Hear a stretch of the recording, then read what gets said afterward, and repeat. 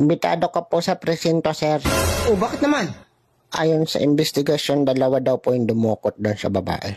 Oh, anong kinalaman ko dun? Isa daw pong pangit, isa daw pong gwapo. Yun ang description ng babaeng nadukot nung nakaraang araw.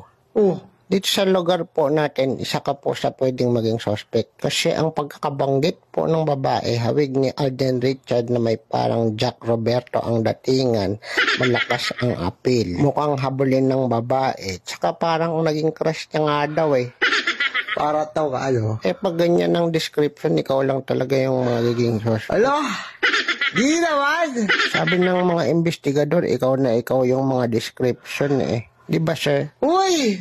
Para tiwag to. Ano ba, sino ba yung nag-imbestiga dyan? Yung appeal mo pa lang daw, tindig mo pang malakasan na. Hoy! Masyado kayong... Totoo naman. Hindi naman masyado. Parang lahat nga daw ng babae magpapakidnap sa'yo, magkukusa. Nakakainis kayo. Papayag ka ba? Ikaw pangit na sa dalawang kumidnap. Siyempre, hindi ako yung pangit doon. So, ikaw nga yung pogi doon sa kumidnap kasi yung appeal mo pa lang eh. Hindi ba kayo nahirapan, sir? Kakaasar to.